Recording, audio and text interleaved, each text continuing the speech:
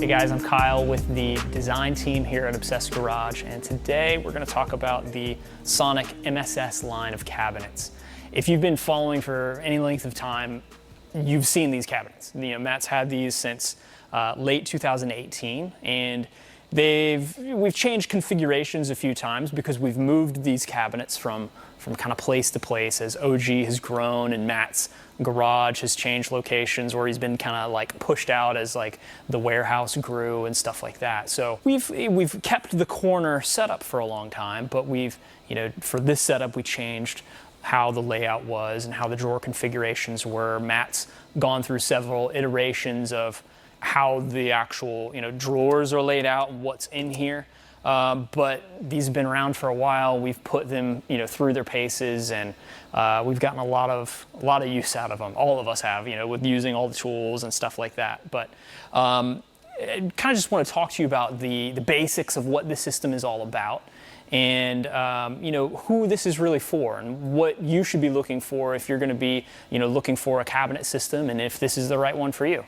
The big thing with the Sonic MSS cabinets and even their MSS Plus line is they are a self-supporting system. So you don't have to mount any of this stuff to a wall, especially if you're doing like a corner array, or even if it's just a 2 or 3 piece setup. So they have leveling feet on the bottom. They have this pipe system that attaches at each of the junction points for the cabinets at the back. And then we have the the pegboard system here, and the upper cabinets just mount right to that. So the nice thing about this type of system is you can have it in the middle of a shop if you wanted to, or if you've got some weird wall structure that you can't really mount anything to, you don't have to. So that's a really nice functionality and feature of these cabinets versus like maybe Sabre cabinets or something like that, where if you have a wall cabinet, like you have to put that on the wall. You have to mount it on the wall. You're gonna have to add backing or make sure you hit your studs and that sort of thing. So this, you don't have to. You don't have to do anything to your wall. So if maybe you're not gonna be in your house for forever and you wanna be able to take your cabinet system with you, this type of setup is really good for that because everything is self-supporting. These attach with like keyhole hooks on the back, and you can screw everything in and make it nice and tight. And then because it's such a dense system and heavy, you don't have to worry about it tipping over or anything like that. The other positive for these cabinets is the construction.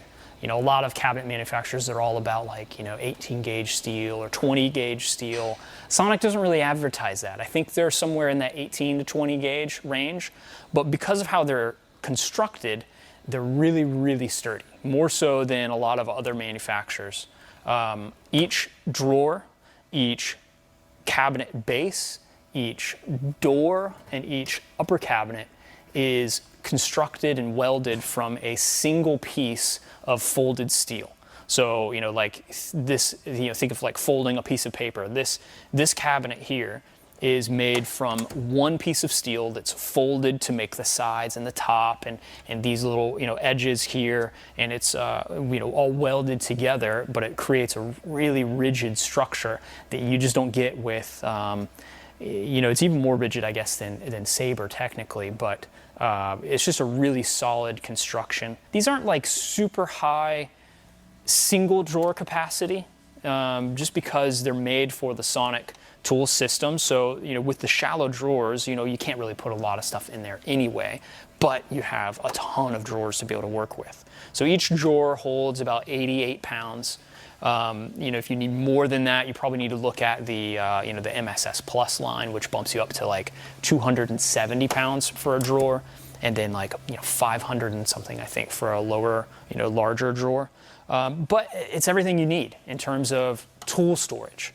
So if you're not trying to store 500 pounds of brake rotors or something like that, this type of setup is going to be really good for you.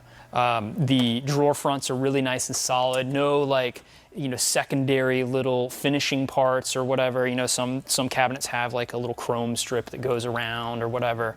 This is all just one piece of steel here that's powder coated, and it's just nice and solid.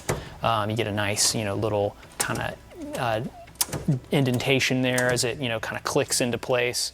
with the lock, of course, it would lock all the cabinets. We pretty much just leave everything unlocked at all times. This is an option. These are just stickers that we've put on there to, say what kind of tools are in there, but they come, just blank, nice and clean, which is really good. One thing to think about, if you're choosing a system like this, is the lengths that you can do and stuff like that. You can do individual stainless tops, but you're pretty limited once you get into doing, like a triple top like this one here. You have to do, when you do a triple top with their stainless, you have to do a 26-inch cabinet, a 26-inch cabinet, and then like a 34-inch. Now you can do it in obviously any order you want, but that's your limitation with a triple top. So you can't do, three 26-inch cabinets, or three, 34-inch, or two 34s and a 26. It just doesn't really work unless you did like one of our custom wood tops. We can do whatever you want at that point. Maybe there's a better cabinet line out there, or maybe there's a better tool manufacturer. We really like the Wera tools and stuff like that too. But when it comes to bringing it all together into a cohesive package, nobody does it better than Sonic. This is like the best of the best. Matt's had these in this shop, in this garage for coming up on, later this year, it'll be 5 years, and he hasn't, punted it for something else. So that it's meeting our standards, and being able to have drawers that are perfect fit for a tool solution like this is really just magic. The 26-inch cabinets pull all the way out. You can fit a medium foam inlay, or you can fit 3 smalls, and they fit completely flush. On the 34-inch cabinets, you've got the large inlays. As you can see, these don't quite pull out. I think you've got about 3/4 of an inch in the back on these, because this is actually a deeper drawer, depth-wise, than the 26-inch cabinet. But it does hold this larger foam inlay. A lot of times people go with MSS Plus. It's the higher end cabinet line, has more capacity in terms of how many tools you can fit as well as weight. But there is a time and a place for these cabinets because they're much shallower. So these are, from the front of the back panel to the front of the cabinet, they're 19.7 inches deep. Maybe another 1.5 inches of depth that gets added with the back panel system. So all in all, you're looking at 21 to 22 inches that it sticks off the wall. Whereas with Sabre, you're at like 24 to 25, depending on if you wall mount them. And then with the MSS Plus line, you're looking at anywhere from like 28 to 29 inches off the wall.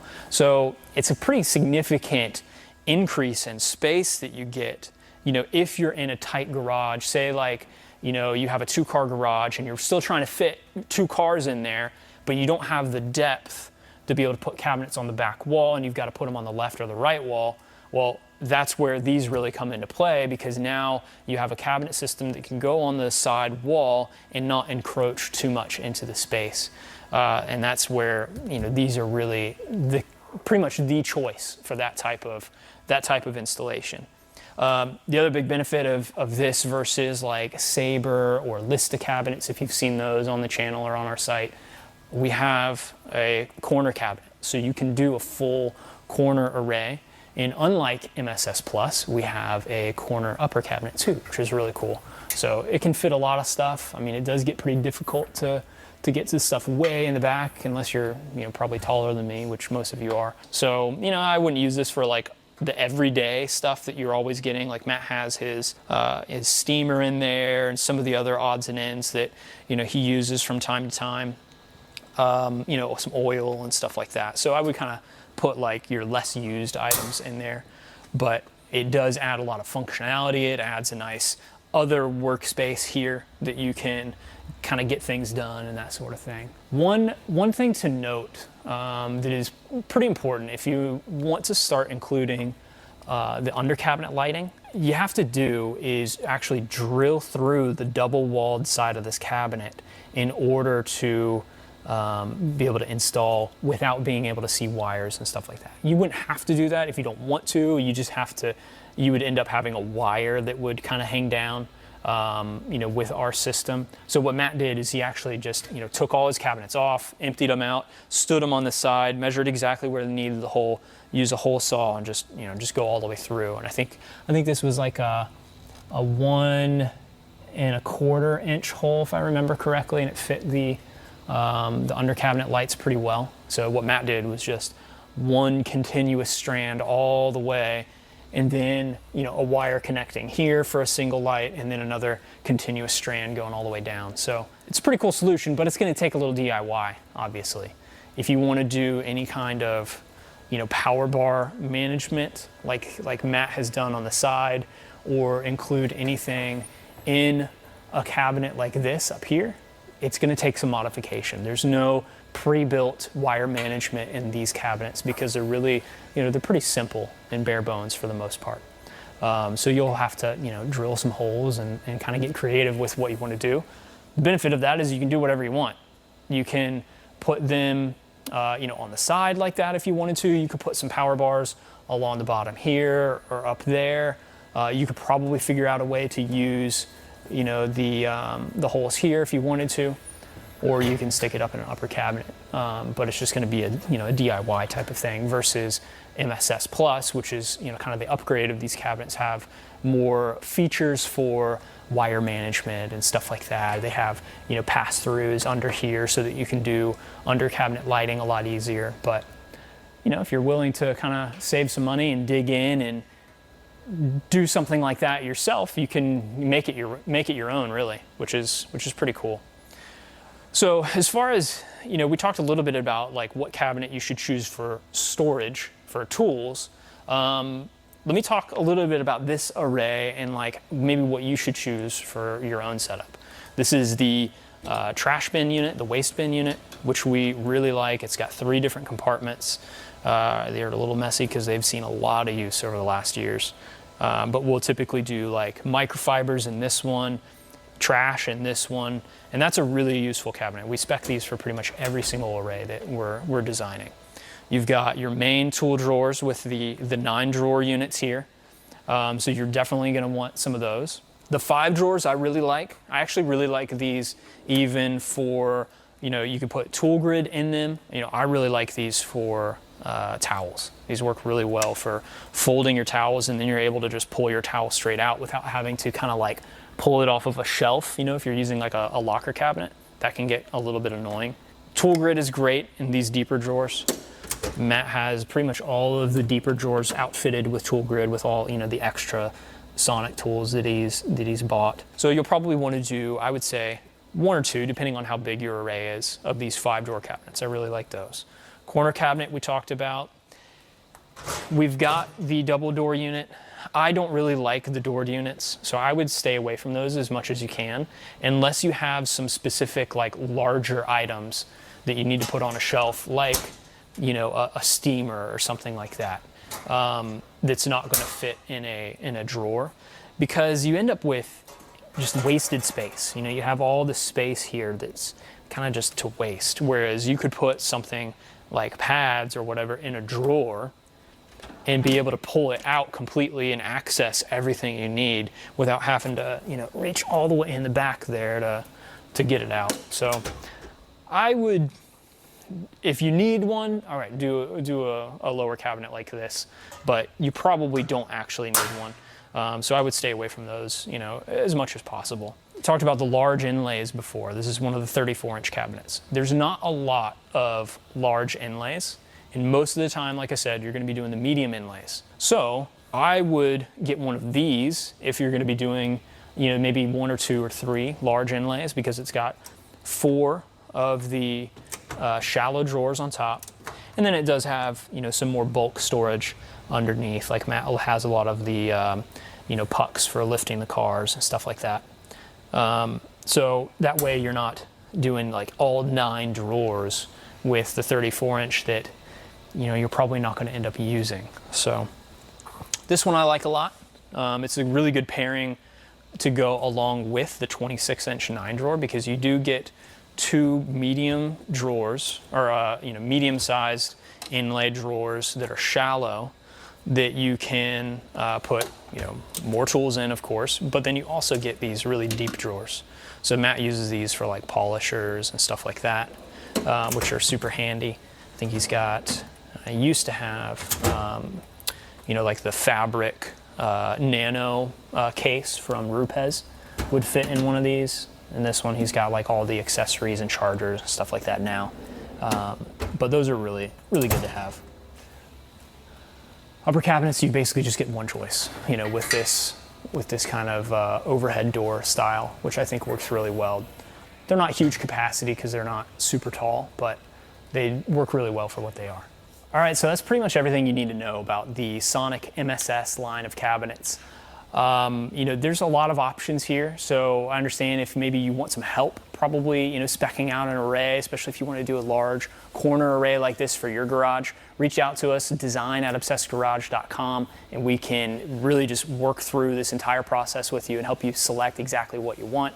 We can even design your whole garage for you if you want. We have a team of guys that can put all of this into action, basically, like an entire space like this, and we can do renders and floor plans and everything that you would need to really make your dream space happen, which would be super cool. We'd love to work with you on that. If you guys need help with anything else, support@obsessedgarage.com. And as always, we'll see you later. And as always, we'll see you next time. Thanks. Is that stupid? As always, I never say that. Thanks for watching. We'll catch you on the next design.